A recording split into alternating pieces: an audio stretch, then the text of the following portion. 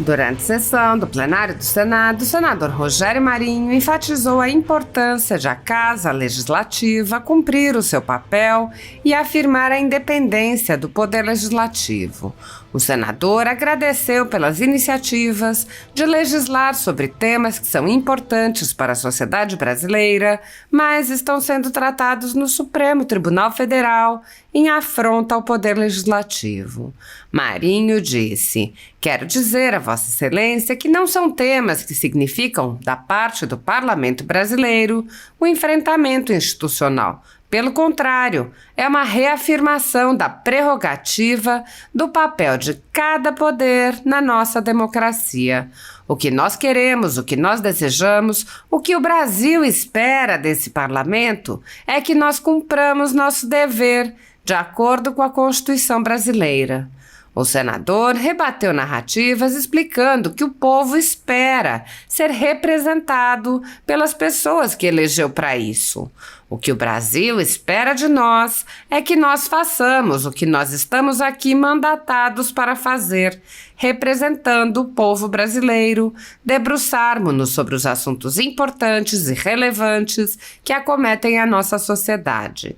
E o que nós queremos é o diálogo. O que nós queremos é a normalidade democrática. O que nós queremos é o cumprimento da Constituição. Marinho afirmou: "Esse é o caminho da independência entre os poderes, o caminho do cumprimento da Constituição, o caminho do diálogo e o caminho da ressonância com a sociedade brasileira." Pouco antes, o senador Esperidião Amin havia descrito a estratégia do governo para conseguir a aprovação de projetos de seu interesse, comparando-a a uma cena do filme O Poderoso Chefão. Esperidião Amin explicou o que chamou de armadilha. A urdidura, o planejamento desse projeto de lei, relatado brilhantemente por Vossa Excelência e colocado para votar hoje nessa situação de municípios com queda de receita, com uma pressão terrível quanto a obrigações elementares, tornou esse projeto de lei irrecusável. Ou seja, 30 e poucos anos depois eu entendi o que o poderoso chefão quis dizer com "vou lhe fazer uma proposta irrecusável." A ditadura da toga segue firme. O Brasil tem hoje presos políticos e jornais, parlamentares e influenciadores censurados. A Folha Política tem toda a sua receita, gerada desde 1º de julho de 2021, confiscada por uma canetada do ministro Luiz Felipe Salomão, ex-corregedor do TSE, com aplauso e o respaldo dos ministros Luiz Roberto Barroso, Alexandre de Moraes e Edson Fachin. Todos os rendimentos de mais de 27 meses de trabalho do jornal estão sendo retidos sem justificativa jurídica. Anteriormente, a Folha Política teve sua sede invadida e todos os seus equipamentos apreendidos a mando do ministro Alexandre de Moraes.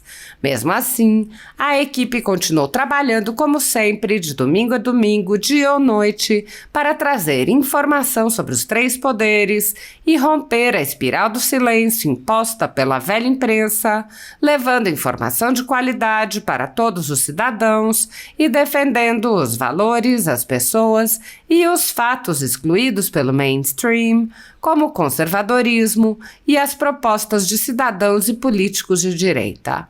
Se você apoia o trabalho da Folha Política e pode ajudar a evitar que o jornal seja fechado, pela ausência de recursos para manter sua estrutura, cumprir seus compromissos financeiros e pagar seus colaboradores, doe qualquer valor à empresa Raposo Fernandes por meio do Pix, cujo QR Code está visível na tela, ou por meio do código ajude@folhapolitica.org.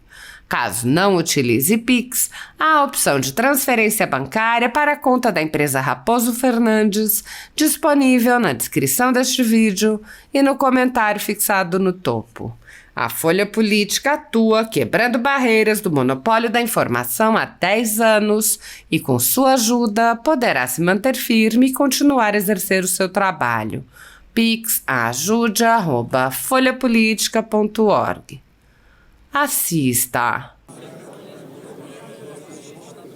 Senhor presidente, senhor relator veneziano, senhores líderes que aqui presentes ainda, senhores senadores, primeiro uma palavra para Vossa Excelência de dizer da nossa satisfação, de observar o trabalho diligente e importante que Vossa Excelência fez em prol do Brasil, com as ressalvas que nós já fizemos, mas evidentemente entendendo a necessidade e a urgência. Eu pediria apenas ao presidente Rodrigo 2 minutos, de dizer que esse momento, senhor presidente, senhores senadores, é importante o privilégio da instituição, a instituição Congresso Nacional. Nós, hoje pela manhã, tivemos uma satisfação muito grande quando na CCJ o presidente Davi Alcolumbre designa o relator de um importante projeto PEC, de autoria de Vossa Excelência como primeiro signatário, que trata da questão do uso e do tráfico de drogas. Eu acho que esse é um assunto extremamente relevante que afeta o conjunto da sociedade brasileira e o local para ser discutido é no local em que o povo está representado, que é o Congresso Nacional. Agradecer também ao presidente Davi Alcolumbre, que por orientação de Vossa Excelência designa o senador Magno Malta para ser o relator do projeto que define a consulta popular em relação ao tema do aborto. E dizer a Vossa Excelência que não são temas que significam da parte do Parlamento brasileiro um enfrentamento institucional. Pelo contrário, é uma reafirmação da prerrogativa e do papel de cada poder na nossa democracia. O que nós queremos, o que nós desejamos, o que o Brasil espera desse Parlamento é que nós cumpramos o nosso dever de acordo com a Constituição brasileira. Vi e li algumas declarações que, na minha opinião, e na opinião, acredito, da grande maioria dos brasileiros, são opiniões como qualquer outras opiniões e que não devem intimidar o Parlamento, que não devem deixar o Parlamento numa situação de espera, de expectativa ou de inércia. Quero dizer a Vossa Excelência, presidente Rodrigo Pacheco, e aos nossos ilustres pares aqui presentes, que o que o Brasil espera de nós é que nós façamos o que nós estamos aqui mandatados para fazer. Representando o povo brasileiro, nos debruçarmos sobre os assuntos importantes e relevantes que acometem a nossa sociedade. E o que nós queremos é o diálogo, o que nós queremos é a normalidade democrática, o que nós queremos é o cumprimento da Constituição. E quero dizer a Vossa Excelência que Vossa Excelência conta com a nossa solidariedade. E acredito que aqui falo pela totalidade do plenário dessa casa. Dizer a Vossa Excelência que esse é o caminho da independência entre os poderes, o caminho do cumprimento da Constituição, o caminho do diálogo e o caminho da ressonância com a sociedade brasileira. Muito obrigado a Vossa Excelência. É esse registro que gostaria de fazer hoje. Presidente, pela ordem. Presidente. Pela ordem, presidente veneziano. Presidente.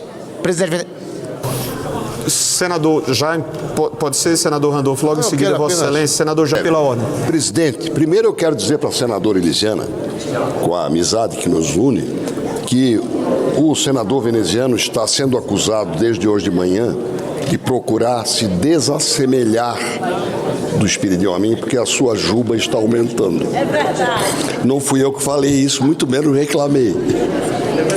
Mas eu fiquei... Senhor presidente, o senhor está relatando e é o relator do projeto e preside esta sessão. Eu cheguei hoje a uma conclusão, senadora Zenaide, depois de ter assistido, faz uns 30 anos, o poderoso chefão número 1, Marlon Brando, algodão na boca para falar diferente.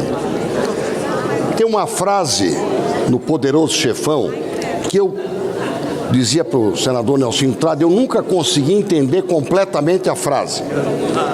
Vou lhe fazer uma proposta irrecusável.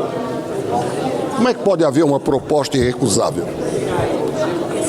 Hoje, nós estamos diante de uma proposta irrecusável. Eu apoiei hoje pela manhã o destaque.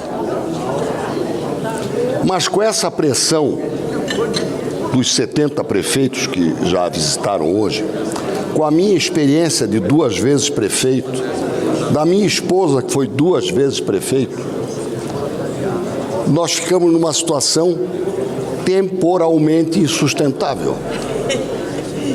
Quer dizer, a urdidura, o planejamento desse projeto de lei, relatado brilhantemente por Vossa Excelência e colocado para votar hoje, nessa situação de municípios com queda de receita, uma pressão terrível quanto a obrigações elementares, isso tornou este projeto de lei irrecusável. Ou seja, 30 e poucos anos depois eu entendi o que o poderoso chefão quis dizer com vou lhe fazer uma proposta irrecusável.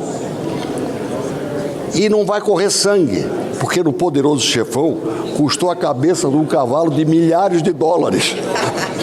Então aqui foi muito bem armada, preparada esta armadilha. E por isso eu voto a favor, porque dos males o menor. E do bem o possível. Então nessa situação, em homenagem também aos prefeitos do meu estado e do Brasil, que vivem esse momento de aflição, o que nós temos à mão é este projeto, muito bem relatado, elaborado, estudado e apresentado pelo nosso querido amigo, senador veneziano, vice-presidente dessa casa. Então, neste caso, a proposta irrecusável é o voto irrecusável. Muito obrigado. Senador Espírito de Homem, então aproveite e vote, que Vossa Excelência ainda não votou. Precisamos do voto de Vossa Excelência. Pela ordem, presidente. Os municípios de Minas Gerais agradecem. Com a palavra para discutir, senador Zequinha Marinho. Presidente, eu várias vezes subi à tribuna da casa para falar sobre a difícil situação porque os nossos municípios estão passando Brasil afora. Dados de 30 de junho, encerramento do primeiro semestre, 51% dos municípios brasileiros, todos operando no vermelho. No meu estado a situação era pior, no Brasil 51, mas no Pará naquele momento era 61. 88 dos 144 municípios. 90 dias depois, eu tenho certeza que estamos chegando aí à casa dos 100 municípios. Situação crítica. FPM, praticamente é quem sustenta tudo, junto com o ICMS. E quando essa arrecadação despenca, cai, não é? A loucura que invade o gestor municipal não dá para mensurar. Costumo dizer que antes que a gente more num país ou num estado, a gente mora num município, é ali que a vida acontece, é ali que se tem ou não tem, é ali que tem saúde ou não tem saúde, é ali que tem educação ou não tem educação, é ali que se constrói escola ou não se constrói, que se constrói um posto de saúde ou não se constrói, é ali que faz ação social ou não faz. Então, faço minha aqui as palavras do senador Espiridião sobre a questão da proposta irrecusável. Correto?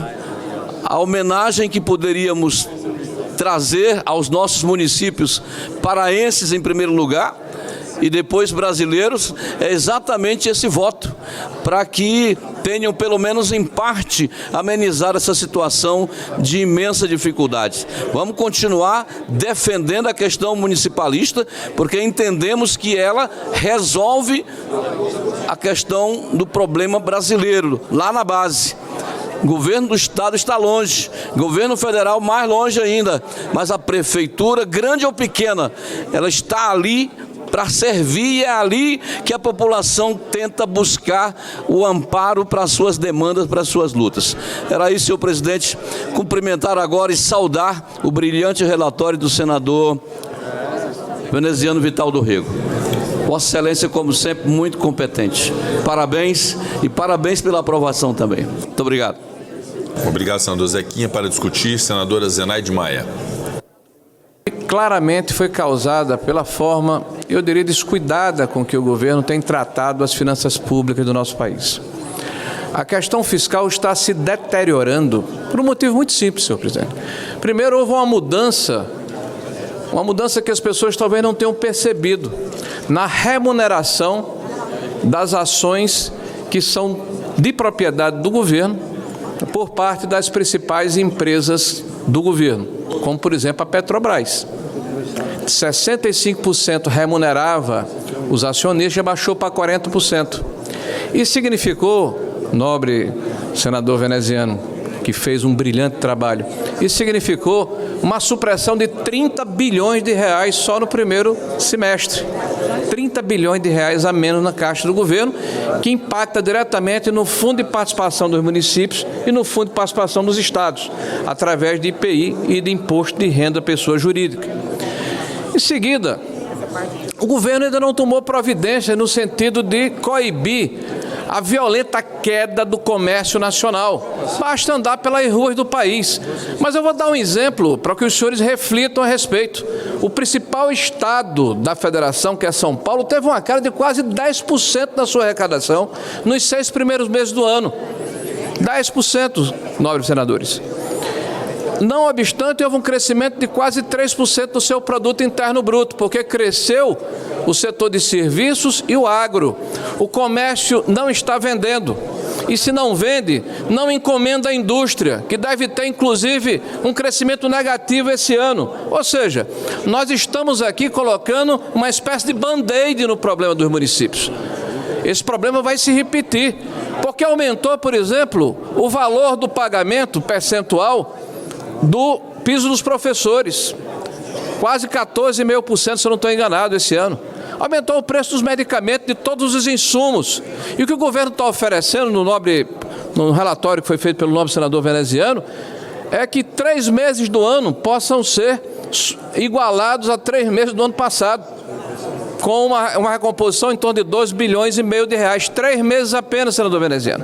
E, ao mesmo tempo, uma antecipação de um recurso que já é dos municípios, né, que no próximo ano não vai se repetir.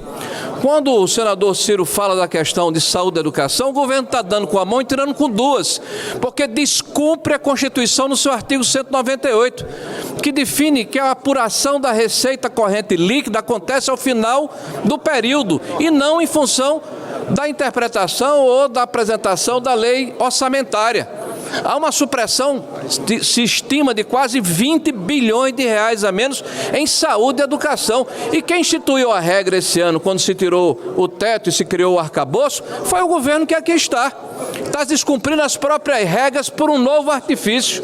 E ainda, senhor presidente, nós estamos, nação brasileira, nós estamos permitindo que os estados tenham licença para tributar. Nós estamos retirando o percentual de 18% e permitindo que eles vão a 19%, a 20%, a 23%, 24%, 25%, sei lá quantos por cento, no preço do combustível, que vai impactar diretamente no bolso do trabalhador, do consumidor brasileiro. E mais, senhor presidente, se estabelece que não vai ter mais amarras em relação à questão da limitação de tempo. Esses aumentos vão ser feitos a qualquer momento. Então, senhor presidente, nós temos também um destaque do PL, que eu peço a sua retirada, que fala sobre essa questão do tempo. Mas deixo claro que o problema que está criado não vai ser resolvido com esse band-aid, porque entendemos a necessidade e a urgência do problema que os municípios se encontram.